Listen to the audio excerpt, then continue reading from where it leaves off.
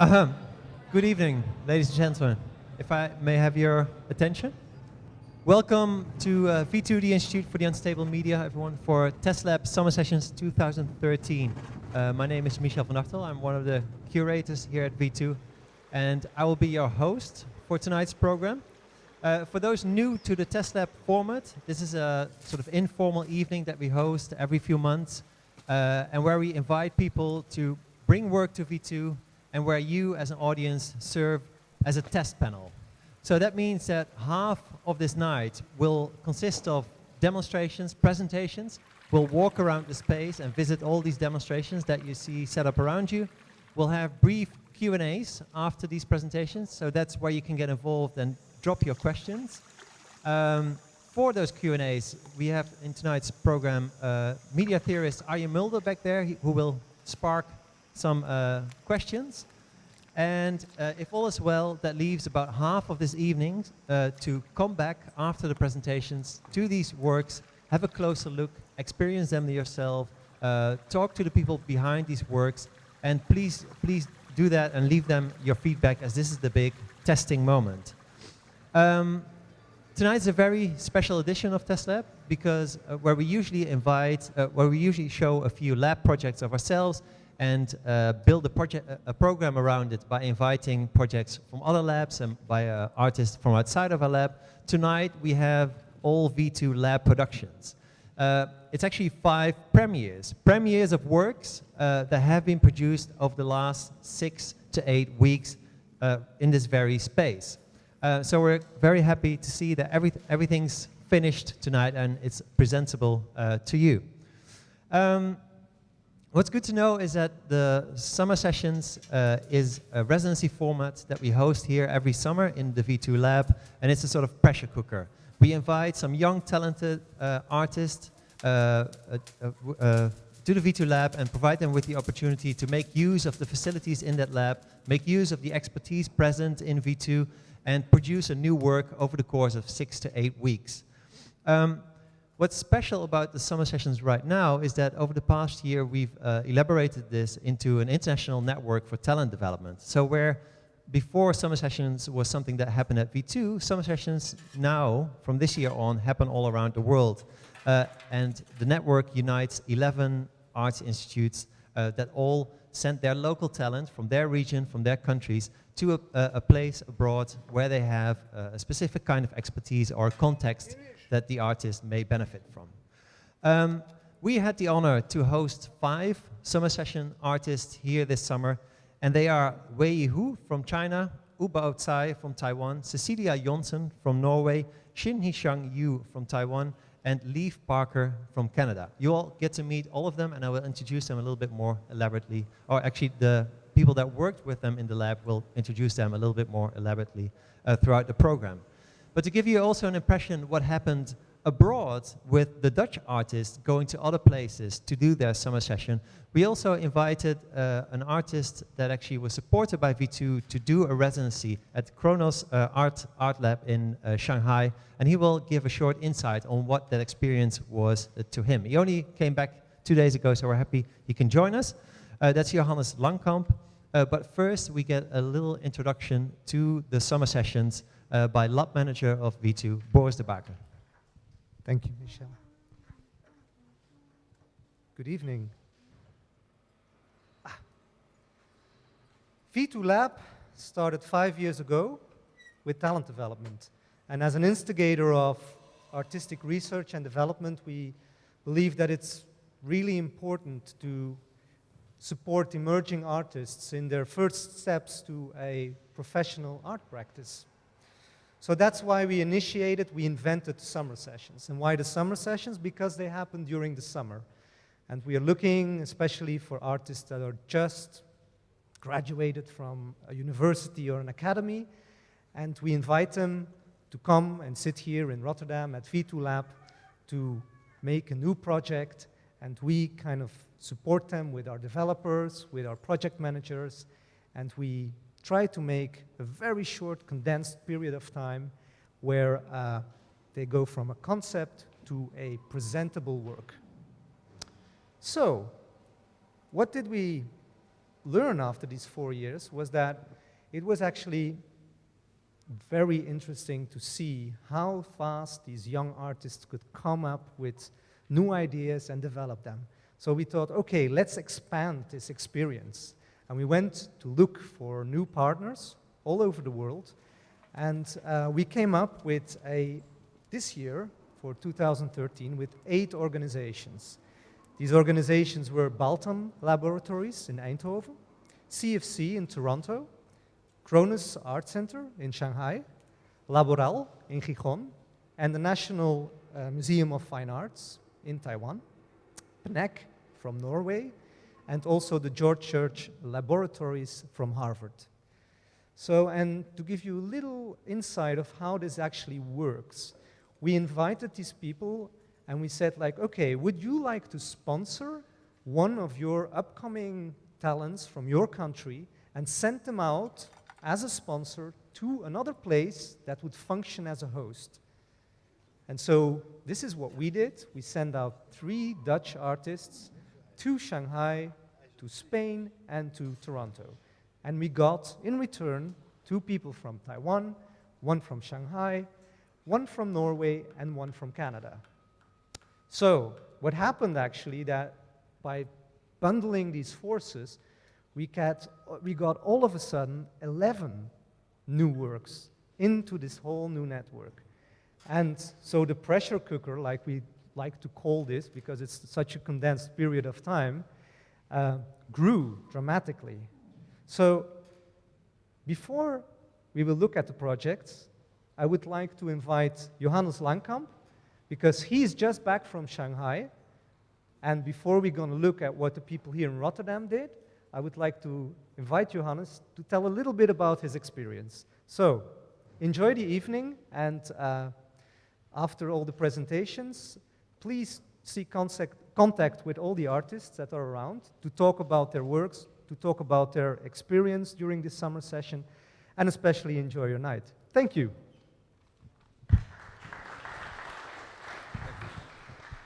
So, as said, first we're going to listen to Johannes Langkamp, who went to Shanghai to do a summer sessions residency at the Kronos Art Center.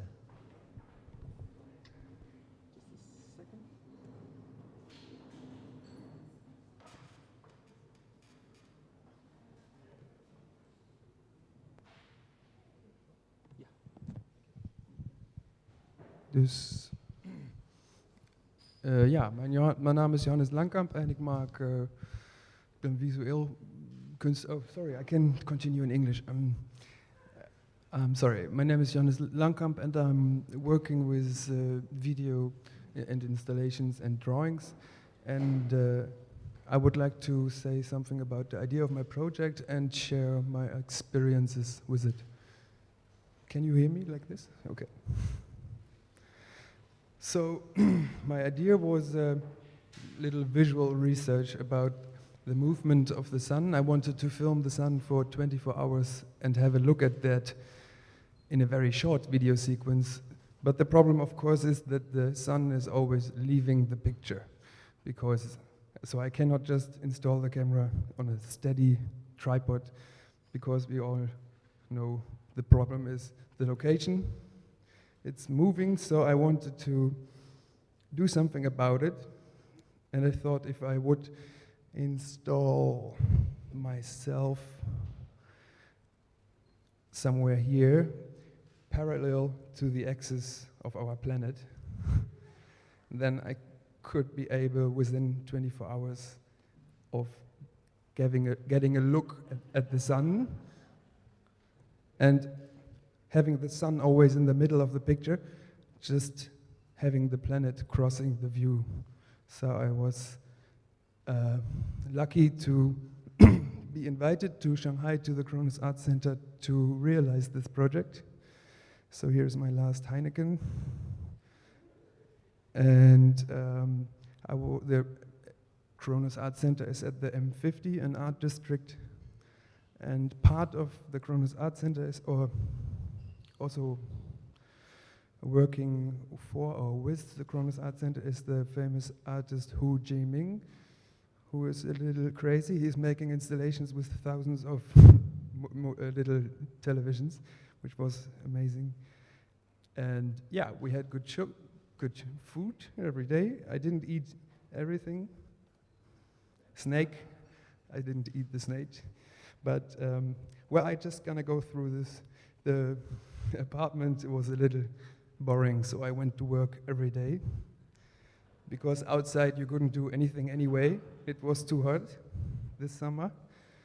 So I made a little plan about the construction or the production of the work. I had an assistant who also thought with me about it. And so we didn't go to a hardware store because they don't really have it. They have a whole district with little companies. So we went all through all those streets to buy a lot of stuff and let some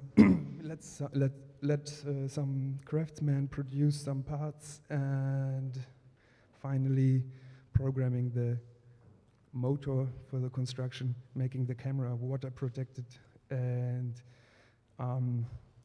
took a break. And well, this is basically what came out of there. I go back in a second. If you look at the sun right now, every minute the camera takes a picture and the camera moves slightly a step forward. After 24 hours, it looks like this, with 1,440 pictures. And the resulting video footage is about 1 minute long. So that's what I wanted to see. That's what yeah. So, and now I have to switch to this video. This is one result out of 3 locations.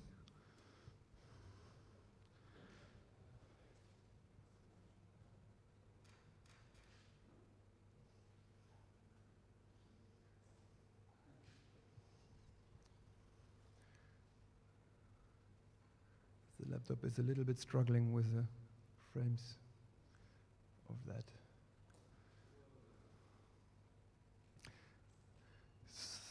So I finally could have a look at this 1.5 weeks ago. So that's quite. So I was asking a lot of patience. I just wanted to have a look at it right now, but then first you have to work a couple of weeks. So and now I can actually react on this material. So I was working out an exhibition, and maybe I can also right now thank the Kronos Art Center again, because I am very happy that when I make a drawing about an idea, having a hole in a television, I would like to see that video on this television, that the Kronos Art Center supports me and tries it out, even though it doesn't work. But that's amazing. That was interesting. Well, I'm afraid that the work has to be experienced in that space, but I can invite you to have a look at it the next 1.5 weeks. And yeah, that's about it.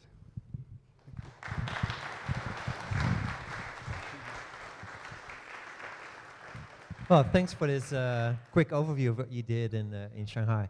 If I can ask a question. I remember your project application coming in, and we all loved the project instantly. And then, of course, it was our task to match you with an institute. And we had quite a struggle there, like which context would you benefit from? How would you judge our matchmaking? I think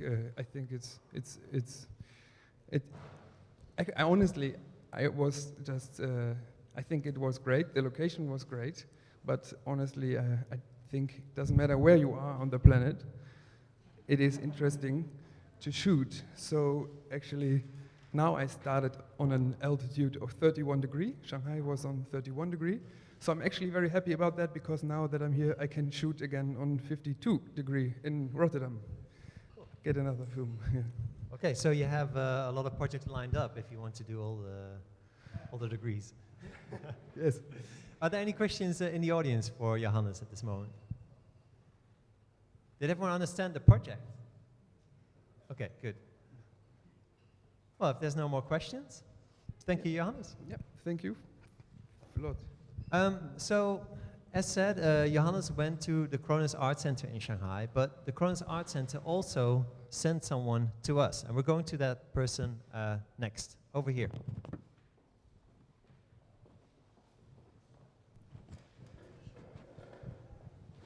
Our next artist presenting is Weiyi from China, and he will be presented by one of the people he worked with, Michel Kasprzak, my fellow colleague here at V2. Michel, you should come over here and step into the light. Okay, thank you. Thanks, Michel. So I'm introducing Weiyi. Yeah, thank you. Hello. And tonight he's going to show you his work, which is a different kind of cinematic experience than the one you're normally accustomed to.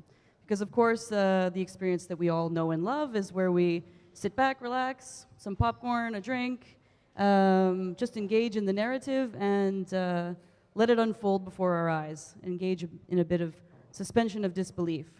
But in this piece, not only do you see how the movie's being made before your very eyes in this amazing machine, you also get to interact with the piece to alter the course of the narrative.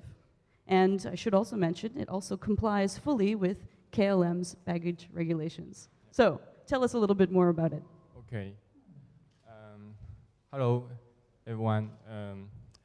I'm represent Kronos Art Center in Shanghai to participate in the SummerSessions in V2, and I'm very honored to work here and very glad to show you the result of my 2 months work. So this is my work. I call it a suitcase movie. It means to miniaturize a movie studio, being able put it into a suitcase. And as you see, the suitcase contains the video camera, shooting objects, and the tracks. So they all working together to produce the images and then transmit the imager to the mini projector, and the projector projects the imager on the cap of the suitcase. So everything is happening in real time. And in front of suitcase is, I call it the terminal control. It's several buttons. And this button is the switch buttons. And the 5 switch buttons corresponding to 5 cameras. And if you push the button, the image change. And the light of the camera will on. So you can doing montage in your movie. You can choose different channel, different camera you want to see.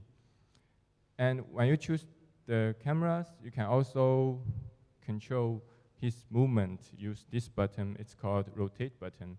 You can rotate the cameras, change different angle of view to see the object. And this is the stop button. You can stop the camera, and if you want it to start again, you can push it again. So my work is to discuss the new way to see a movie and a new way to make a movie. I call it deconstruct cinema and theater system. So I devoted for 2 parts to deconstruct it. It's to deconstruct the form and to deconstruct the content. So about to deconstruct the form, because I think when you go into a cinema, they just use the high technology and special effects and professional performance to show you, to build a fictional world and want audience you to believe that's true. But in my work, everything is real exist. You can see how the movie be shot out.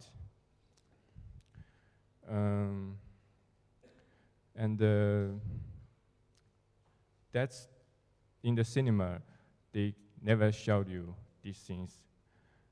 And about the suitcase, I put all this thing into suitcase because I want to, you can travel with it. Like you pack your bag, you put everything inside. And it's like every time you put the new things inside, the film will change. You can travel it with and store the things. So if you use it, the new film will also produced. So, and I also give the audience the rights to control the movie. That's you in the cinema, you can never do this. So about deconstruct the content, I changed the usual way people make a movie, because the usual way is you have a scene, you have a story, and you find actor and the object to express. So in my work, I don't have a story. I just traveling and take photo and find the objects I'm interested in and make them all into the suitcase, because I think suitcase is just a container. So, and I try my best to find different the objects, find their relationship and the common point, and make them, combine them together to build my interworld. And I also want your audience to reconstruct it to make your own story in my work. Yeah, thank you very much.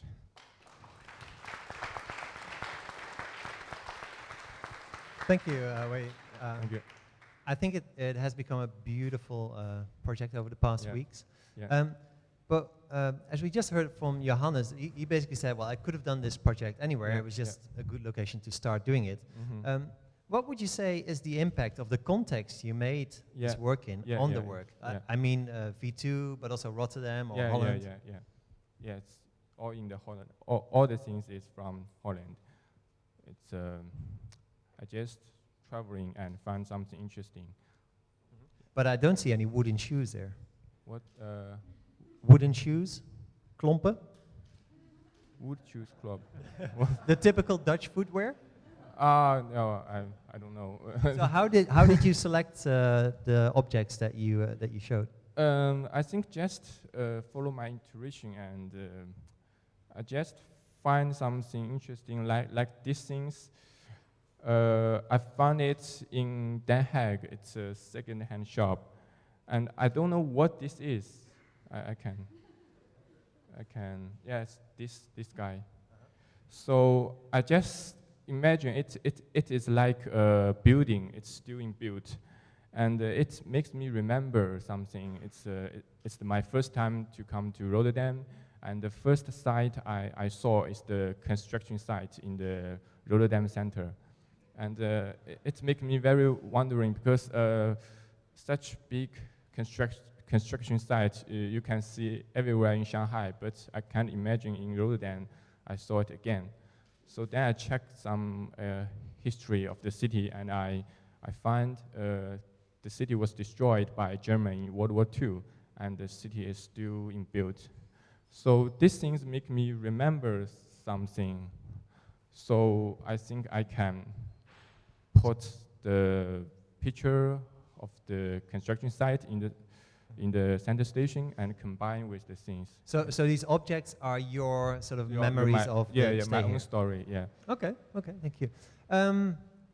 Arjen, Yeah. our critical respondent, do you have a question for Weiyi? Well, thank you. Actually, I'm not very critical here because I like it so much. Yeah. And the main question I had all the time was, why a trunk, right? But now you explained it in a way that I started to understand the answer. You know, your images are pure cinema, right? It's Yeah. moving images. Yeah. But you also made the cinema itself movable. Yeah. Right? Yeah. In order to be able to locate it again.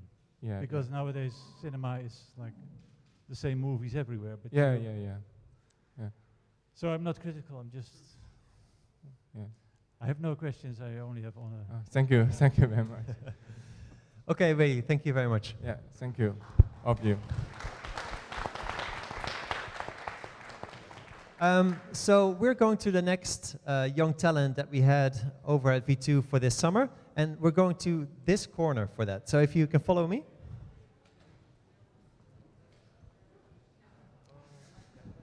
And here we'll see an artist that was supported in coming here by the National Museum of Fine Arts Taiwan, Ante Mofa, and he will be introduced by Boris Debackere. Hi, Ou-Bau. Hello. So Ou-Bau came all the way from Taiwan, Taipei City. Taipei City. Yes, to Rotterdam, and he had an idea. He wanted to capture people in a gallery, in a show, and he wanted to let people experience a bit what it could be to be in a post-human, techno-apocalyptic world. So Ou-Bau made an installation where you can go and stand into a scene, and he takes a snapshot, and then he makes from you a post-human card. Yes, post-human card. A postcard. A post-human card. Yes, okay. So, and you can tell more to the people. Okay, thank you, Boris. Hi, everybody. I'm Ou-Bau, and my name is Tsai Ou-Bau, but you can just call me Ou-Bau. I'm from Taiwan, and I'm very glad here because I love summer. I think everyone loves summer. So, I want to ask you a question. During your summer vacation, will you visit a very famous city in the world? I think maybe, and yes. Just imagine that this summer you will maybe go to Paris, maybe go to New York. But the first view of the New York or Paris, what will that be? For example, for New York, that might be the statue of the library. But I think each time we visit the most famous city and we can see, oh, there are a lot of postcards in the store. But in the postcard in the center, we can see that that usually are the symbol of the city, like statues. But that statues, that symbol couldn't be any one of us. But Andy Warhol said, in this kind of world, we can use media to make us to be the center of the world. So that's why I made this project. This is post-human card. This post-human card is very big different from the normal postcards because each audience just get inside of the light and the interactive with the system, and you could be the symbol, the statue, the center of the postcard. So let me just practice for you. Ou-Bau, can you? Yeah. You will show us? Okay. Yeah. Right now I'm scanned, and I can see myself in. Oh, this is very difficult. And you can just make your pose just the same with the white statue behind you. Oh, I think maybe I should restart it again. Really? I'm sorry. Yeah. And I have to. Hey, Harvey? Yes, we have to start it again. Maybe because of there are too many people here. Because you were doing the wrong pose. Yes, the wrong pose, but it starts. So would you excuse me for maybe a few seconds for starting? Maybe you could continue explaining how it works. Okay. As you see, this is interface. We can see ourselves in front of the space, and we can see the back. Behind us, there is a white statue. So we can make our own pose just the same with the white statue. And we can see the percent we made it. If we make over 50%, then we're successful. And then we will be snapshot into the post-human card. Okay, so we have the white. In a bit, we will see a white figure. Yes. And I have to match the pose of that white figure. Yes. And I will see here a meter how well am I doing. Yes. And if I'm doing very bad, the system crashes. Crash. Yes. Just like some artists. Some artists, when they make the statues, some statue will be failure. So that failure is the statues. Are the Okay. statues, yeah. And as you see, there's a device here, and this is the post-human statue. We can see some cable lines on the statue, because just as I said, Andy Hall said by using computer or by using the media, we could be the center of the world. So I just made the statue like this. I put the cables on joint on our body, and the cables would be like the arteries of our body. And the motherboard just like the stomach or the organs of ourselves. Okay.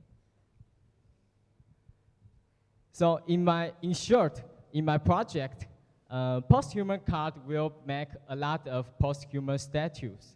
And those post-human statues just made by each audience just get inside and interactive with it. Ah, the scanner is up and running again. Yeah. Oh, and that's failure, so we can see the statue of failure. And right now I'm going to show you the statue of successful. Why can you be the statue of success? What? Okay.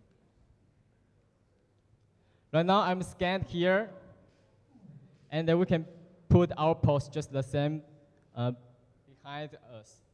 The white statue.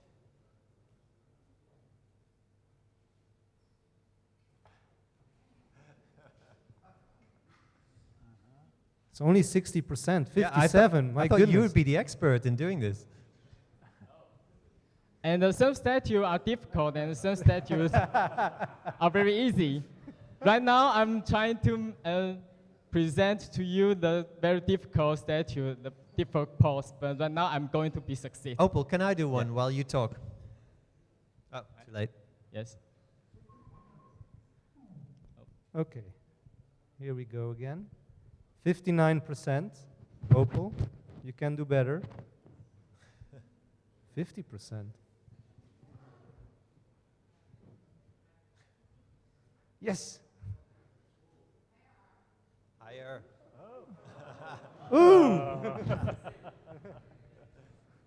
Oh, the statue Then of I Chaplin. become to the statue of Chaplin. So before leaving here, I can see the original postcard here, statue of Chaplin. And then we can let the next audience inside and performance to us. Okay, Michel. Ooh. Oh, Michel is very good at this. Yes, yes. 100% good. Whoa. Yeah, 8-7.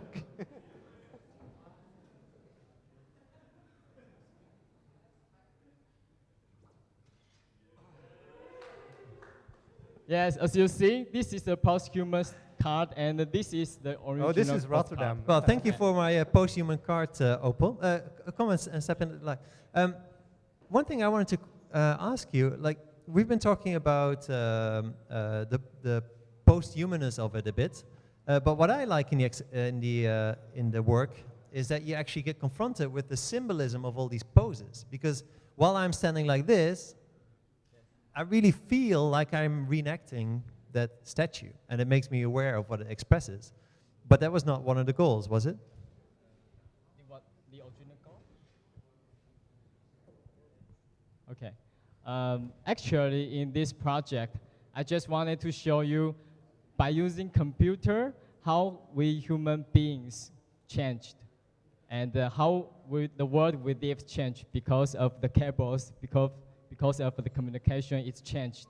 So, can you imagine that if by using Facebook, we can be the center of Facebook, because it looks like everyone just watching us, just like the postcard, the center of the postcard.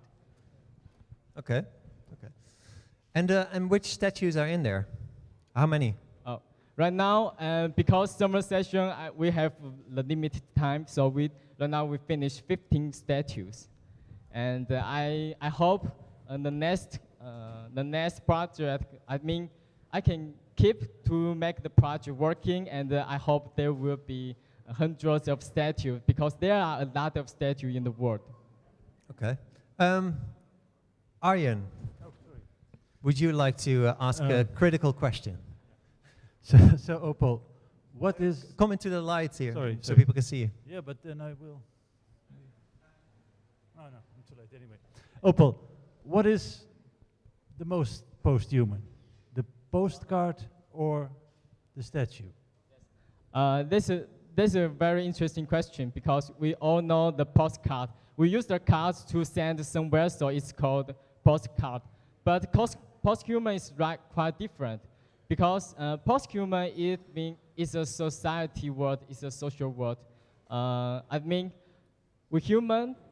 We all know what does human means, but post-human means we use the machines, we use the computers, and right now we human changed because of the computers. So that's the post-human. And I want to show you the cables, because we combine with the cables, the motherboard and the machines, we human beings just changed, so that's post-human. And I just make the project sounds like postcards, so it's post-human cards. I want to make the project sound very interesting. Okay, I think everyone's invited to make their own post-human card, right? Yeah? Then we will continue to the next project. Thank you, Ou-Bau. Okay, thank you everyone. And the next presentation will kick off here. The next presenter and the next emerging artist in our Summer Sessions program is Cecilia Jonsson, who was supported to come here to V2 by an organization called PNEC, the Production Network for Electronic Art in Norway. Basically a representation for all the art lab type spaces in Norway. Actually, we have the director here tonight, right? Per, are you up? So if you want to know more about that, here's Per. When she came to V2 for her residency, she just did a very inspiring trip to Brazil, doing a research into the mining, the complex ecological problems around mining in Brazil. And she found that there was a small plant in this whole sort of field of devastation that actually played a very positive role in all of this. And that plant turned out to be the starting point for a project here at V2 within the Summer Sessions. I think we had a great summer working together, and we're going to see a great project presented as the outcome. Thank you. Yeah, so my name is Cecilia, and I will present the Iron Ring project. And it's an artistic proposal to strengthen the relation between a jewelry's symbolic value and its ecological costs. And by this, I want to start with going back to a fascination of mine, which is relation as a dualistic worldview between the living and the inanimate. And the living in this case is grassweed. It's one of the top world's most worst weeds, which is very fascinating because it can hyperaccumulate the iron into roots, rhizomes, and upper cell parts. So, as Michel previously said, that I'm very interested in iron mining and how it, through industrial side effects, can change the material through acids. And so the life-supporting material changes and becomes like a natural, not a catastrophe, but it affects the slopes and the environment very badly and the water. So it started with that I did research of a university from Madrid, where they had collected the weed along the sandbanks of Rio Tinto. And it was actually a Swedish company that made the disaster to fall over, and that's why they did the research of how it affected the environment. So I had this idea that I wanted to somehow help the environment by somehow selling a natural process in a plant. So how to do that? A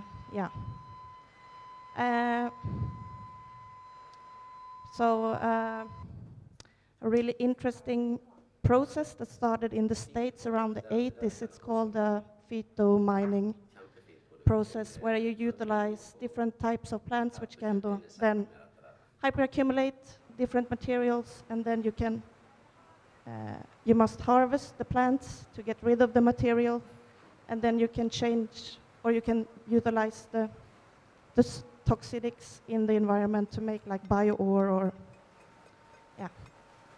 something like that. So why iron? I think iron is very fascinating, mainly because we live it when we need it to survive, but it's also a tool for communication, and we have it on our credit cards and a lot of different things. So I was also doing research about how jewelry affects, or how mining affects the environment, and I lost my track.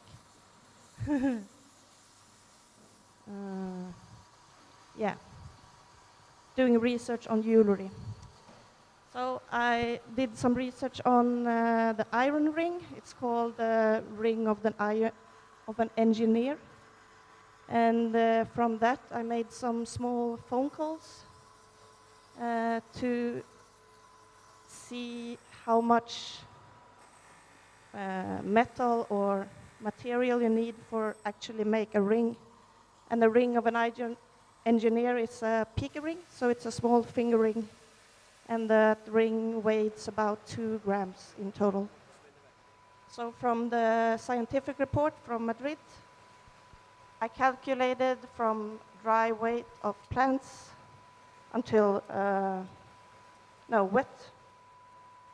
The wet content in the plant to dry weight, and then trying to calculate how much grass I needed to produce one ring.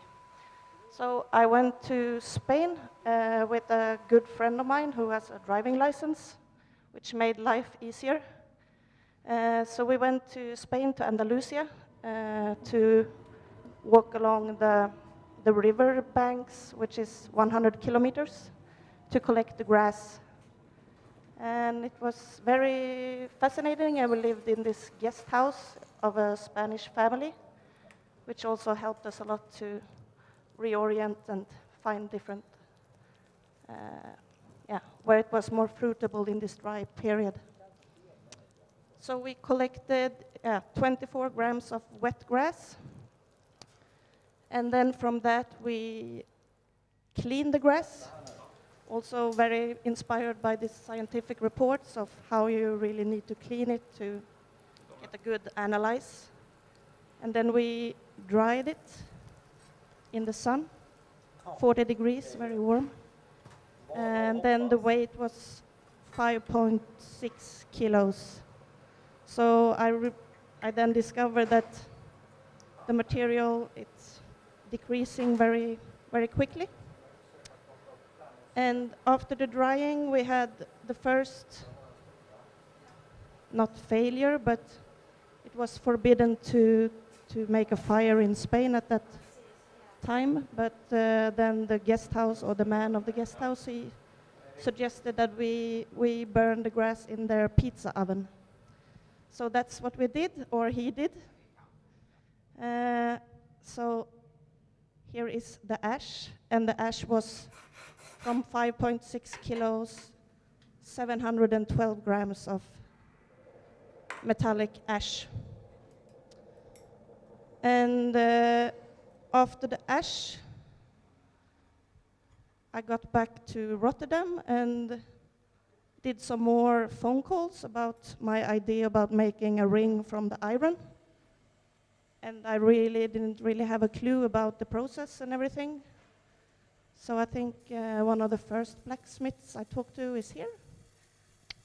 Yes.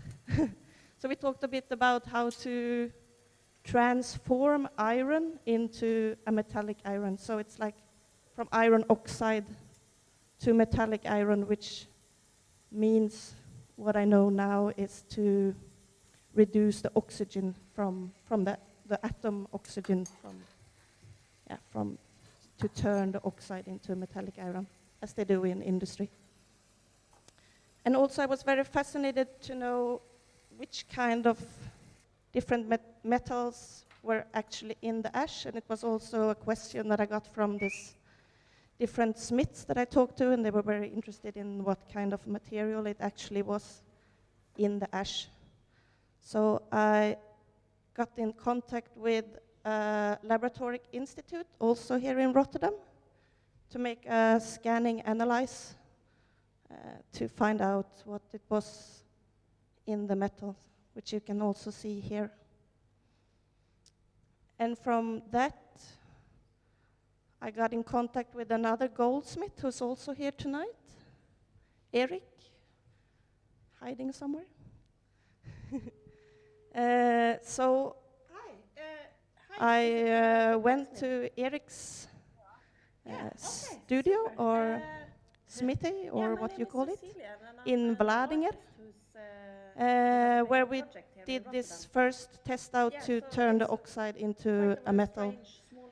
And I got the tip of doing it by using charcoal to reduce the oxygen while you heat it, to be able to create or to melt the iron into a ring.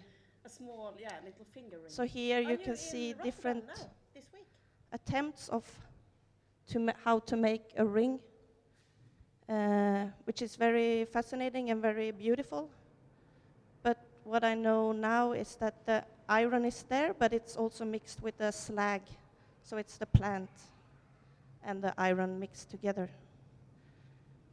So from that, I needed to work more on an industrial process, on how to, we figured that it would take a longer time span to actually be able to separate the oxygen from the metal.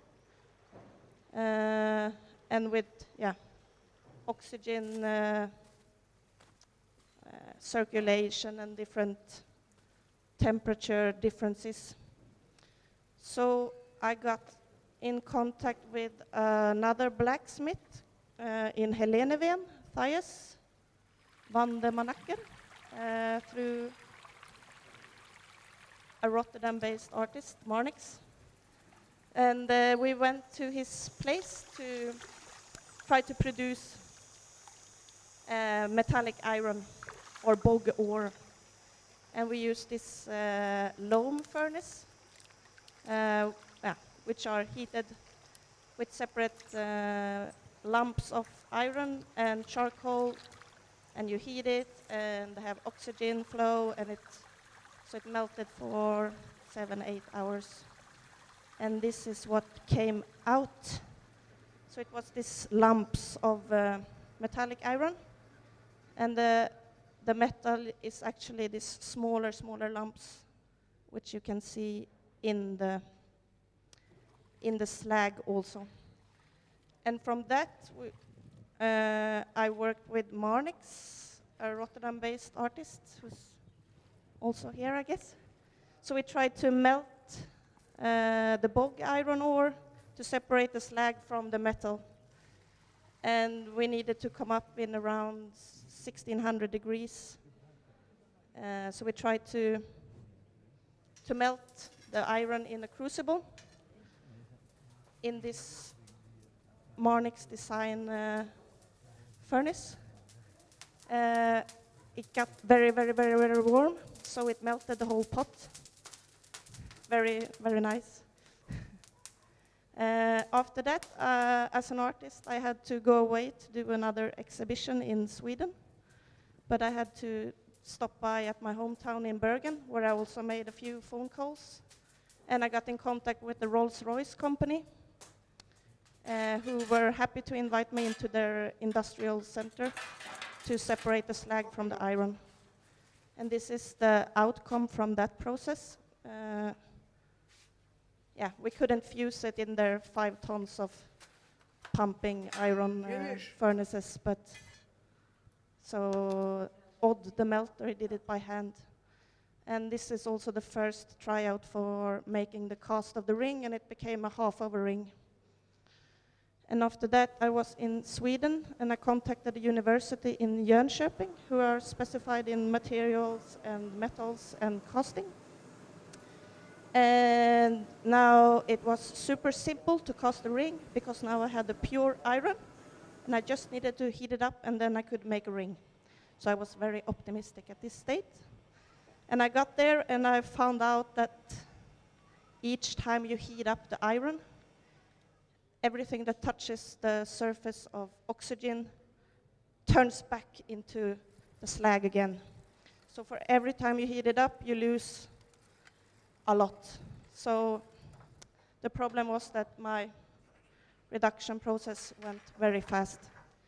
So we did 3 casts, and 2 rings were whole, fantastic, in black iron, but they also cracked because of the temperature differences. And then we did the last cast, and it became a half a ring. So I had my pieces of the iron ring, and I went back to my number 1 reduction man in Vladimir, Erik, again, and I was like, please, I still don't have the ring. But now, I want to try to melt it together, because now I had the ring, and I thought that, we could make the final piece of the ring 2 grams.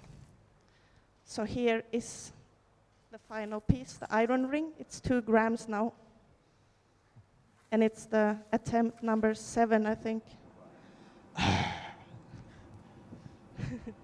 So we had a ring at the end. We have a ring. Okay. And Good. and I'm also very happy to have worked with all these people. Can you come back here in the light, so also the camera can pick us up? Yes. Hey, I think it's a beautiful story as well as it is an art project. But if you can turn grass that is slightly polluted with iron into iron that's actually usable in terms of jewelry, why does the industry not do it? Because no one would be as stupid and uneconomically minded to actually try to produce iron, because iron is everywhere, and to make a plant extract iron and then go through the whole process of getting the metal, it's so stupid that no one would ever try to do it. Only a silly artist would do that. A silly artist that also thinks that the value is in the changes of the environment and the belief of what you actually can do with the metal. And because this is the ultimate green jewelry, right? Instead, like, it's not less polluting; it's actually taking pollution out, right? Yeah. So that's the most important thing, is the harvest, because then you harvest the plants, and then you get actually the pollutants out from the ground. So you help to clean the environment, and you can reuse the material that's there. Cool. Is Arjen still around for a critical question? Yeah, okay. Please also comment to the light. It's a beautiful project again. You rediscovered the entire history of iron making, and the end result looks like an iron ring from the Iron Age, like it has been under the ground for 20,000 years or something, right? Which makes it very nice. But I kept wondering, it starts with the plants. Now imagine, and you start with the Red River, right, which reminds me, of course, of blood. And then I remember, there's iron in the blood. Imagine it would have been possible to get iron out of blood. Yeah? I don't know, you probably would need a couple of 100 liters. What would have been the difference in the project? I did some research. I also thought that, maybe I can just tap myself from some blood and make a ring.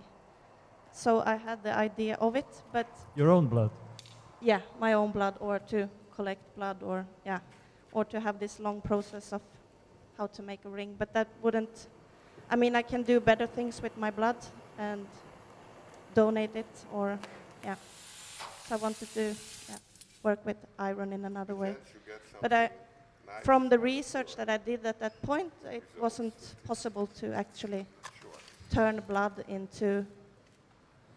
I think it's something with the plasma, or yeah.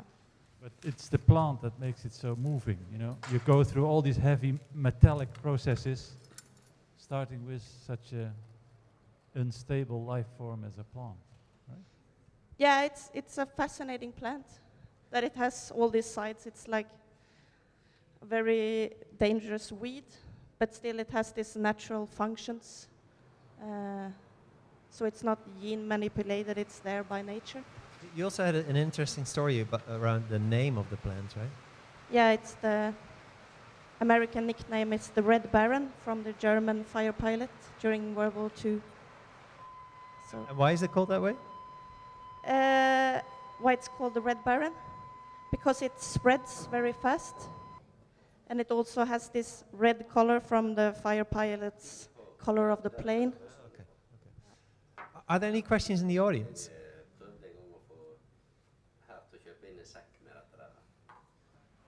No? Okay, then I thank you, Cecilia. Thank you. So for our next artist, we're going to move to the middle here, if you can follow me. And he was supported to come to V2 by the National Museum of Fine Arts in Taiwan, NTMOFA. And he will be introduced by the project manager in the V2 lab that also sort of managed the summer sessions on a daily basis here on the working floor, Jan Misker. Thank you, Michel. Yes, I would like to introduce to you Chin-Hsiang, Chin-Hsiang, student from the National Taiwan University of Art, graduated from the Media Art Department in 2011. I remember a bit more than 2 months ago that we had some Skype sessions with Ou about this project, about if we really thought it would be interesting. And well, you see that we decided to invite him to V2 to work here in the lab, to actually live here in Rotterdam. Maybe it's nice to mention that all the people that came here from Asia lived together for 2 months in an apartment. And I also think it's really cute that the girlfriend of Ou visited him and he proposed to her on the beach in Scheveningen. But please explain about your project, because you know all about it. And thank you for being here. Hello. Hello, everyone. My name is Chin-Hsiang. I'm very happy to introduce my project to you guys. William Gibson, this guy who created cyberspace, this world. Maybe you will know this guy. He said, I think that technologies are morally neutral until we apply them. It's only when we use them, good or evil, that they become good or evil. I will talk about this is because I have some relation with my concept. My project name is called Neuromancer. The concept is talking about how the internet distracts people's attention and try to brainwash our mind. I think it's a very big problem in Asia. I think other countries also, because a lot of people cannot without the internet, because we always have a tablet computer, smartphone, laptop, so we can keep online anytime, everywhere. But during when we surfing on internet, I think most of time with no purpose. We just look Facebook friends' recent status or image or funny videos for a couple hours. Even when we are walking, we still will distract to visit Facebook or Twitter for a couple hours because always have a funny video or interesting image. I try to use this Taiwan traditional night market pinball machine, and project mapping to represent the internet with my concept. And outside of playfield, you can see I have a lot of web content there. It's a real time to search the popular topic with Google. By the way, yesterday I was super busy in this project. I don't know, yesterday the day is 9/11 and the iPhone 5S is released. It's my machine told me. And you can see a lot of web content is a Facebook friend image. There were who have a login through my project website. I call this content a destruction database. And here you can see have a admin line with picture. It will be who have logged in with my project. That means it will be who, one of us. You can control this admin line by this spin pusher. You can control rotate direction and the speed, right? I call it as a destruction transmitter. Let me switch on. And he's dead. And this is a standby screen, and you can push any button, you will skip. And it's a target list you need to complete because I designed again, right? And inside playfield have 16 holes represent a different website we always visit, like Google, Facebook, Twitter, Google News, 4chan, and Reddit. And a lot of small puller with fake shadow. I super like fake shadow. And have a player, I call it Wanderer. It's one of us friends, Facebook friends. So we know the old part of this machine. We have a destruction database, destruction transmitter, have a target list we need to complete, have a hole we need to let the Wanderer get in. So I think even without me to explain this game rules, they only have 2 parts you can use, so everyone can complete this level on his own. And when you play this game machine, a little bit like a golf skill, because you need to hit the Wanderer, get in the right hole, like this. To get in a Facebook.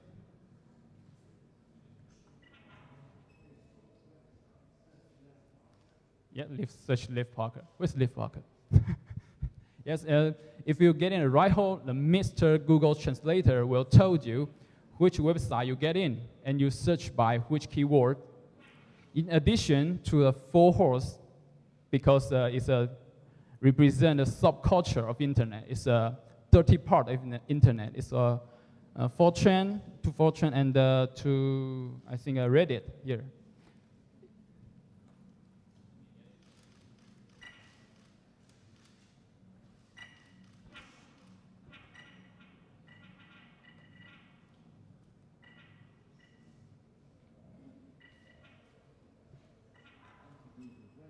Oh, doesn't matter.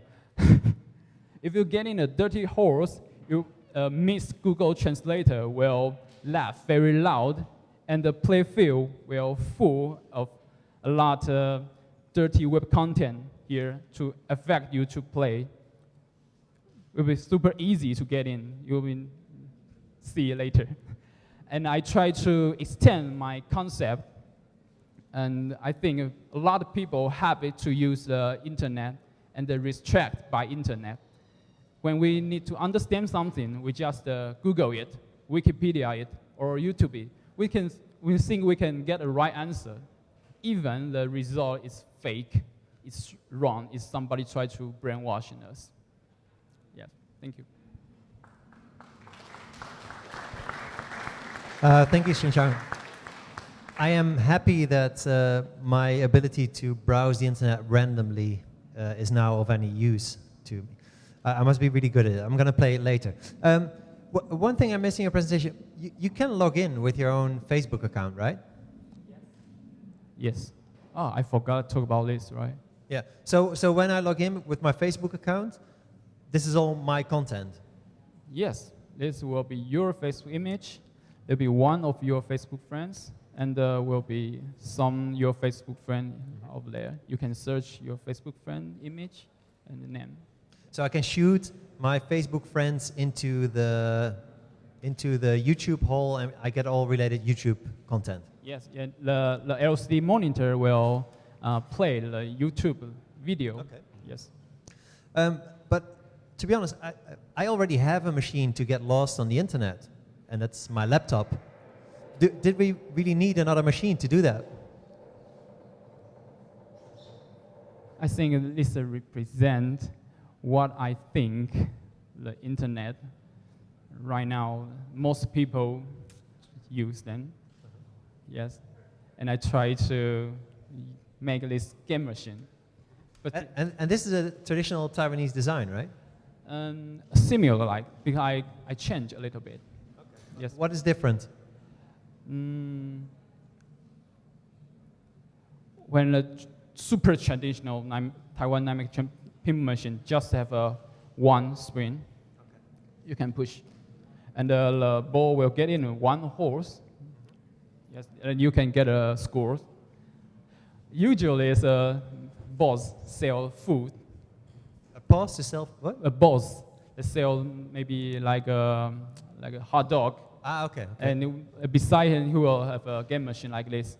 You must win the boss. The boss will give you the food for free. Okay. Yes. Good. So, but we don't get free hot dogs when we win here, right? Yes. We do. No food. No, okay. Arjen, do you want to throw in a question? Yeah, well, the main difference with the traditional Taiwanese design, if I understand it, is that the pinball machine is closed, right? And your machine is open for content from outside of the box. Do you know what I mean? The pinball machine, you do puff, and it's one ball inside a cage, yes, right? But yours is open. Yeah, I'm open. Yeah, I mean, you get the images from the outside. Yes, you can customize your content here. Yes. But I don't think actually it is a machine against distraction, to be honest. I think it's more like a machine that shows you that there's another way to move through your personal data cloud. I think I to merge into the game, because this game have a target list you need to complete, right? And see this one here is target. You need to complete to level 1, level 2, or level 3. And when you play this, a lot of things will distract you. Maybe like dirty part of internet, maybe Fortran content will show up to affect you to play. This I try to. But if you play it like an hour with your own content, you know, your own Facebook friends going along and your YouTube accounts go, and later on you go back to the normal Facebook page, do you get a different relationship with it? No. No? Is it just part of the game then? Yes, I try to make the game and the audience more close, and they can try to understand my concept. And yes. Okay, well, I liked it. So, are there any questions in the audience? Did you already give it a try? Please do. So maybe you should play it first, and then you have questions for Chin-Hsiang. So, how do people log in? How can people log in if they want to play? Sorry, I forgot to tell you about the URL. It's very easy. It's called narrowmancer.tw/login. The Narrowmancer is my project name. It's called narrowmancer.tw/login, and you can log in, and your Facebook image will be there. Okay, so if you want to shoot your Facebook friends, have a go on this machine later on. Thank you, Chin-Hsiang. Thank you. For our next presentation, I need to walk through the audience to this corner over here, where you've probably noticed a mysterious machine. This is the work of our 5th SummerSessions resident this summer, a Canadian artist called Leif Parker, supported by the Canadian Film Centre, and he will be introduced by Michel Kasprzak. Hello. Yes, so I'm very happy to be introducing my fellow Canadian, Leif Parker. And this is a very emotional robot, or rather, a robot that you're meant to feel emotions toward. And it's inspired by many references, which Leif is going to get into, but primary among them is the myth of Sisyphus. So I thought I would read a short passage from Albert Camus' Le Mythe de Sisyphe, because it's a very poetic passage. And I think if you try to transpose those images onto this robot, I'd be curious to see what you think. A face that toils so close to stones is already stone itself. I see that man going back down with a heavy yet measured step toward the torment of which he will never know the end. That hour like a breathing space which returns as surely as his suffering, that is the hour of consciousness. At each of those moments when he leaves the heights and gradually sinks towards the lairs of the gods, he is superior to his fate. He is stronger than his rock. Leif? Well, thank you. So my name is Leif, and I am a Canadian artist. I make robot art, or if I'm being fancy, I make kinetic sculpture. And so in my work, I like to focus on the emotional aspects of robots. And specifically, I like to seek an empathetic response. And I think there's sort of more and more robots being made, especially commercially. And there's sort of an instinct to make them humanoid and to make them soft and cuddly and often with baby features, big eyes, and that sort of thing. For my work, I'm more interested in finding that response through a physicality, through a context, and through a task. And this is Peter, and this is his very large task. And we found that you can have an emotional response. I did some research recently for a paper about Roomba owners, and a Roomba is one of those vacuum cleaners that's a small disc that cleans your floor quite mathematically. And people would name them and dress them and feel something akin to grief when they would pass away or break. And I think I'm most interested in that conflict that happens, that there's an emotional response that you have that's sort of deep in here when you encounter something. But for a robot, you also have an intellectual response that's sort of, it's metal and it's wires. And there's a bit of a sort of cognitive dissonance there that I think is interesting and I like to explore. And with Peter, obviously, I have this conflict on my own. I've named him and I've built him up over the weeks and feel. And he's very temperamental. He's behaving now, which is nice. But even tonight, he's thrown a few tantrums. And so yeah, that's something that I look to explore in my work. And we'll see if he. Come on, boy. But yes, and so I'm not sure if he'll ever finish this task, but I've had fun doing it. Thank you. Well, thank you, Leif. I have to say, I feel so sorry for him. Is that the goal of your work? Yes, I think for him, pathos is really played in my mind as well, and the myths that she was reading about. And also I was introduced some Chinese myths that are very similar, people moving mountains and sort of these insurmountable tasks where they're just, it's all toil. And I think there's a bit of a conflict because that's what we do to our robots. So that's not something we normally think about. That conflict is something we just let go by. But I think with the introduction of more and more robots that have humanoid elements and things that, yeah, and I think as we introduce our children more and more to these types of things and they become comfortable with them, that conflict will become more and more, at least I think it needs to be addressed. So what aspect of the robot does make me feel sorry for it? Because I haven't figured it out, whether it's its clumsy move, the gigantic task, or the slowness by which he does it. Yeah, an interesting point is with the Roomba owners, they were actually more inclined to feel empathy towards their robots when they failed. And I think that's part of the reason when we see like an auto manufacturing plant where these precise, perfect machines work tirelessly, there's not as much as a sort of an emotional response because it's very obviously a robot. And then I think as we move towards humanoid and we move towards animal robots, that line gets blurred. So I kind of like, I try to walk a line in the middle there. I like a limbo space between sort of the emotional and the intellectual response. Do you also have the feeling, because I mean, you've been working with this guy for weeks now. Did you build up an emotional relationship with the robot as well? Yes, I certainly did. And yeah, like I say, he's temperamental. He doesn't always do what I want, and that makes him angry, or you? Well, I'm not sure. You'd have to ask. Okay. Arjen, can I ask you for a critical question here? Or someone in the audience, perhaps? No? Why do you want to feel as emotional about robots anyway? I don't. They can do without us. I know. I think it's more about us. I think I'm interested in creating a mirror, and I think this is our future. I think we're going to have robots that we feel emotional connections to in our future, and I like creating a space where this question is being asked. I personally don't know if we should or shouldn't. I believe there are some circumstances where an emotional robot might make sense. I think in general probably childcare and nanny robots is a terrible idea, but then at the same time, maybe that might be more beneficial than a child who has no parent at all. So I think it's not black and white, and I think it's context by context. And so I think a piece like this is just a beginning to the conversation. About what? About whether there is The conversation is about what?